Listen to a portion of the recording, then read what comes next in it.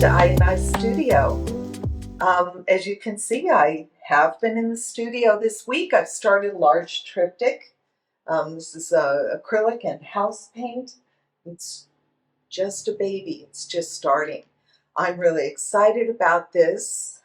I have a show in November. This is March. Time to get moving.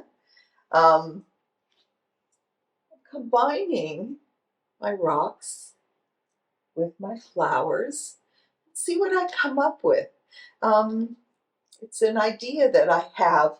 So far it's interesting because the rocks, the blue circles, reminds me of stepping stones that I could be stepping on and looking down into a little tide pool where there's these little orange anemones.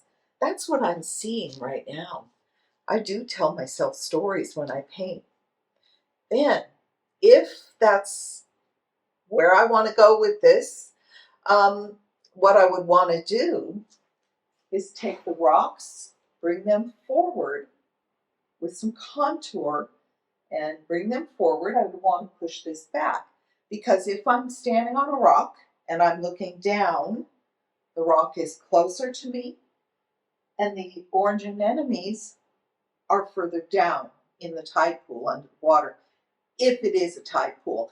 Now, it's going to wind up looking abstract, but I do tell myself stories as I go along about what's happening, and that helps me to put the composition together and to determine what to bring forward, what to push back. I always see paintings in planes.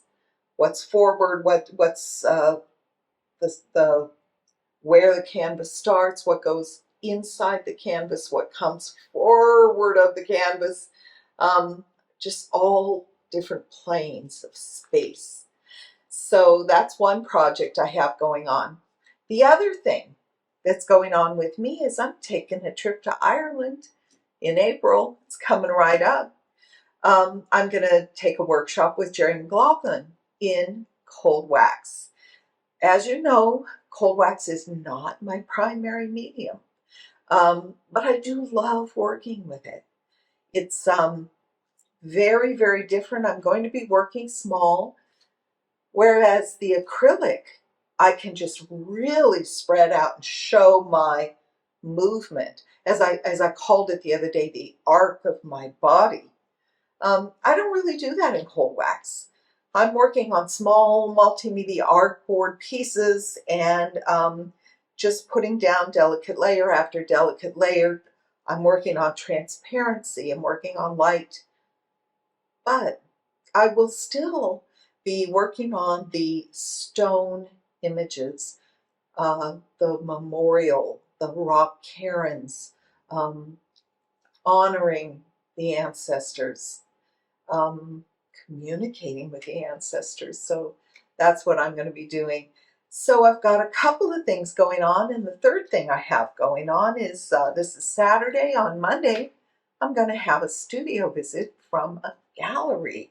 So tomorrow before I leave, I'm going to have to hang up whatever I want that gallerist to see and kind of spruce things up a bit so that when she meets me here on Monday morning and comes in, she's impressed. Okay?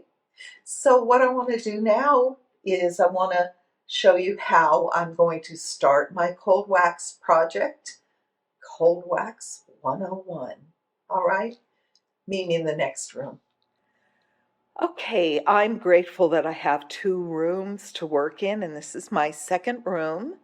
And I have 2 tables set up for the cold wax. And I've got these little rolling carts that I put my paints on. I kind of categorize them by colors in little flat boxes on the shelves. And then with a cold wax, there's a few things that I need. This is a box of powdered pigments, earth pigments.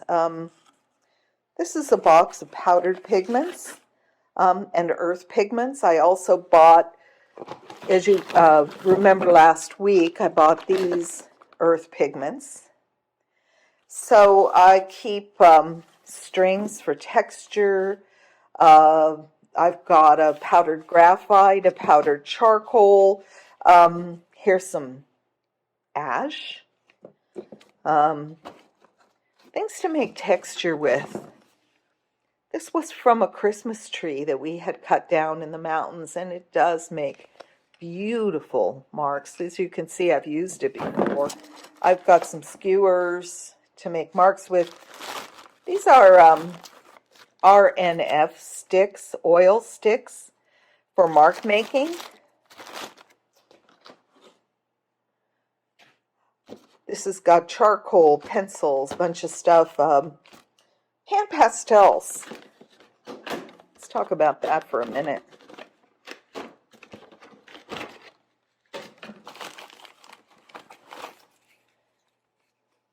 Hand pastels are great to work on with cold wax. You can scrape the pastel in onto the paint, and then you can brayer it in. So, got my gallon of cold wax. This is Gamblin. Then, I've created a spot for me to sit in between the two carts. And the second cart, you'll see my paints on the bottom, and on the top, my brayers, my spatulas, some solvents, and some cloths to clean up with. One thing I don't have, and I left at my other studio, is a palette. But I think I can find some freezer paper and use that for today. What I'm going to be working on is multimedia artboard. I think there's 4 per pack. I have a couple packs there. I'm going to mount these on paper and we'll get started. Well, I have made 5 of my multimedia artboards onto the paper. I've mounted them. And I just wanted to check in and say one thing. After doing 5, I feel a lot more confident. I'm remembering more how to work. I'm discovering that I can put the tape directly on my vinyl tablecloth and it peels up beautifully. So finding ways to make it a little more efficient, I feel more confident. Now, that's just one of the benefits of working in a series. And I figure that by starting 5 of these, even if I only take some of them with me, at least I have a lot of options and I can bring what I think is the best. Or because they're so thin and so easy to put in my suitcase, why not bring all 5 and continue to work on them in Ireland? So like I mentioned, whoops, I've come a little too far over the edge. I'll just use my fingernail to scrape it back. Okay. I'm going to a workshop and we're working on intention and series. This is an advanced workshop and there is some preparation to do before we get to the workshop. So I don't want to be the one to show up and not have my homework done. I also don't want to travel all the way to Ireland to shortchange myself of what Jerry has to teach me. And if I'm prepared, then I'm ready to hear what he has to say. And, hopefully I'll come back in a week and have learned a lot more than I know now. I kind of messed that up, but rather than pull it up, I think I'll just put another little piece over here. Okay. 1, 2, 3, 4, 5. That looks like a small series to me. The intention as I start, I'm going to work with little rock herons, little rocks, little stones, maybe close up of the surface of the stone. I don't know what's going to happen. But the intention of the stone is to be memorials for the ancestors, for those that we love, for my dog who passed away a couple of weeks ago, and I'm still grieving that process. And I realize that a lot of my work has to do with honoring the ancestors. So let's get started. I'll show you how that's done. Okay, Cold Wax 101. What you want to do is generally we mix about 50% of the cold wax with 50% of the oil paint. Cold wax, it's an oil painting medium made from naturally white beeswax and Gamsol. Cold wax medium makes oil colors thicker and more matte. Cold wax medium can be applied as a matte varnish. When using more than a third of a cup cold wax to oil colors, recommended painting on rigid supports. Add Gamblin Galkyd mediums to increase flexibility. So that's what the can says. I love the viscosity of the cold wax. I always say it's a little bit like Crisco. Normally, I would have a glass palette, which is easier to clean up, but I left that in my other studio, so I'm going to use wax paper, and I'm gonna make 2 colors to start, and it hardly matters, these underlayers. It hardly matters what color that you use. I said about 50%, that's quite a bit of oil that I'm going to be putting down in each. What I want to do is I want to build color and texture. I'm also starting with a raw umber, which isn't a real bright color. It's a very earth tone. There. And see what I get. You don't want your composition to start at this point. You just want to be building the layers.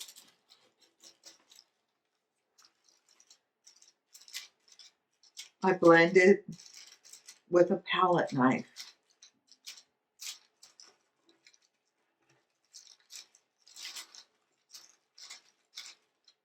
There's something very sensual about this medium. This almost reminds me of a cupcake icing. So beautiful. And I'm going to take a second palette knife to blend this one. It's not necessary. I could have wiped off the first one and used that.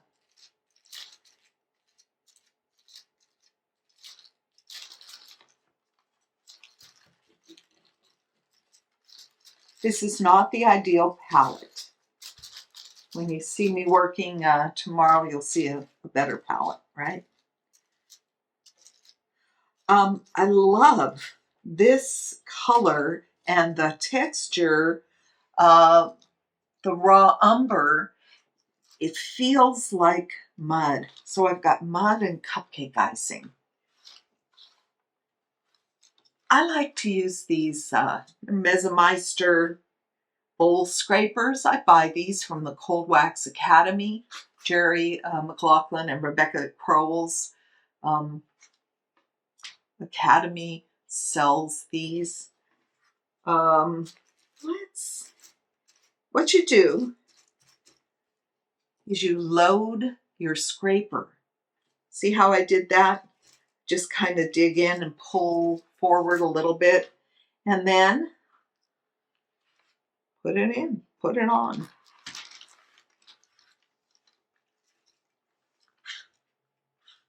See, I can smooth it real smooth.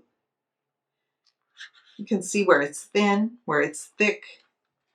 I'm also getting some grit. And what the grit probably was dried paint around the lid, the cap.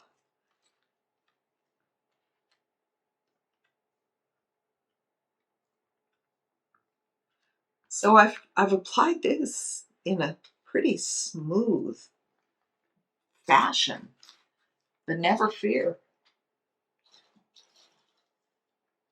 We can take our textures and press them in. I found this floral garland mesh ribbon.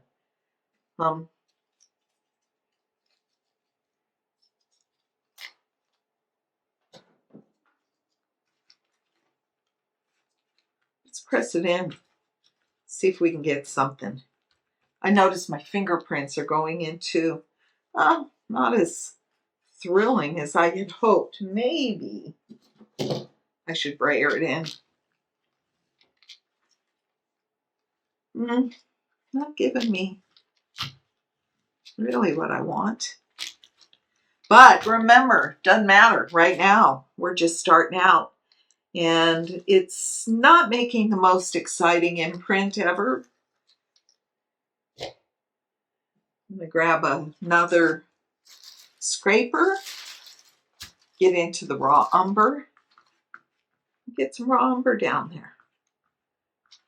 You can blend it in with the blue, you can keep it separate. Cold Wax 101, getting your foundation layers down. You really want to build up a couple of foundation layers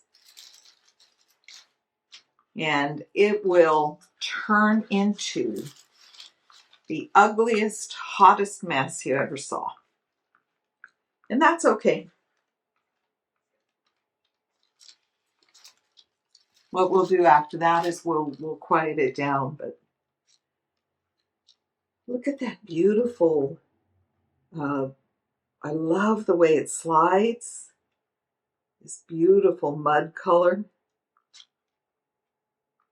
Let's see if we get a little better texture out of this than we got out of our first one. I know. This is a sea sponge.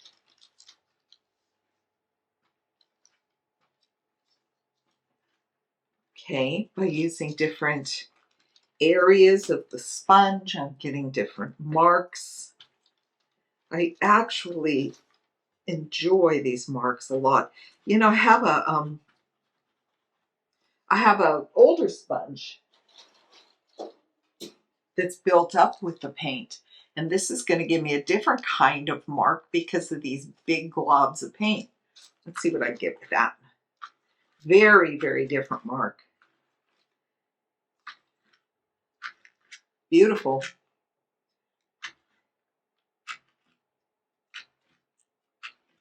Nice. Nice. It's funny, you know, maybe in the very end of the painting, maybe this little this little circle will be left. I don't know. Maybe none of it, and most likely none of it will be left.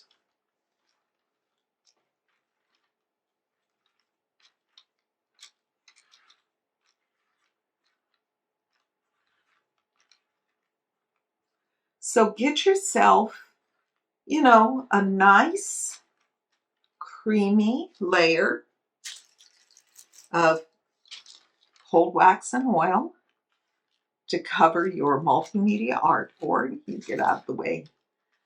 And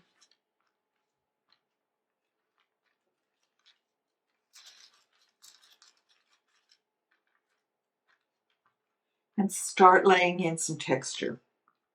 That's the first step, okay? See what other texture makers I've brought with me. I know I have some others. I'm just looking around.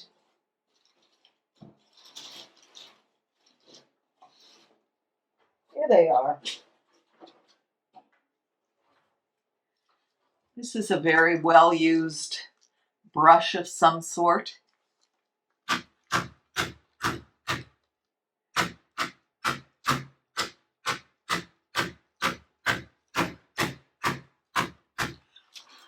One thing I'm going to caution you, this dried paint is kind of chipping off and leaving some texture in here that I may or may not want. So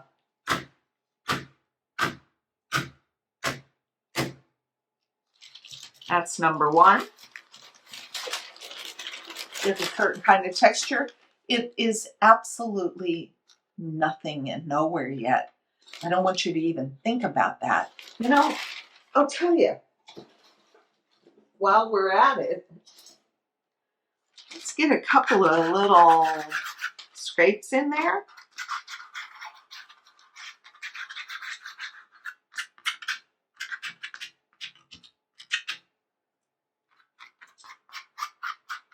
So random, right?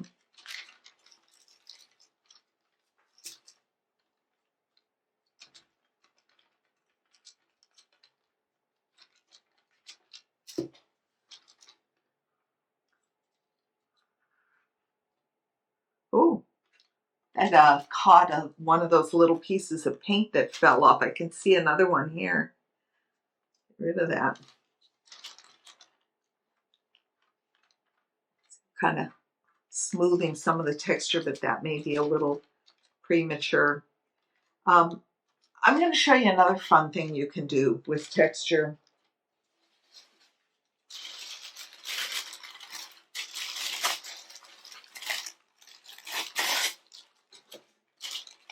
Take a piece of wax paper, crumple it up, lay it on your surface, and brayer over the wax paper. Let's see what we get.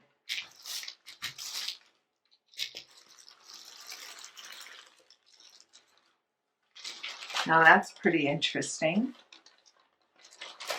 Then the wax paper's picked up some paint. I can take this. This is a dark color. I'll lay it over a light so I can see it.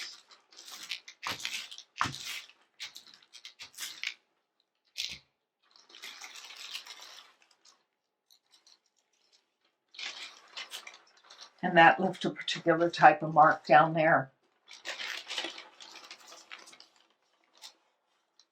So what we're doing is building the foundation. We're just building a foundation of texture and color. I'm going to repeat this on all 5, and then I'll go through a second time, do the same thing. You know, work on that for a day or so. And then I'll get to the point that I can start to find composition. Composition will start revealing itself. And then I can quiet down some areas. Or maybe I won't see the composition at all, and I'll just have to start quieting areas down to hopefully form some composition. I always think that stage of the painting is really the most difficult. This beginning, this is where your play is. You're not worried about the outcome. Just like when we do acrylic, we're just going for the under layers, having a good time making marks willy-nilly. We'll come back in a day or two after playing, and we'll try to find the composition no matter what kind of paint we're using. Okay? Thanks for joining me today. I hope you had a little fun. I know the fun's just getting started for me. It's pretty addictive. You know, you put the first mark down, and I'm glad I prepared 5 multimedia artboards, because I can quickly move into all 5 of them. The thing about that is, by the time I'm finished with the 5th one, the first one may be ready for me to go into it again. Just another benefit and advantage of working in series. You can quickly move from piece to piece. I'll have them spread out. I've got a second table, as I showed you. I can spread them all out on that and have my little dedicated workspace here. I'm set up. I really like it. Okay, have a great week. have an artful week. Try to prioritize what you have to do and don't procrastinate. The reason I'm saying this is because that's what I have to do. I have to prioritize and not procrastinate.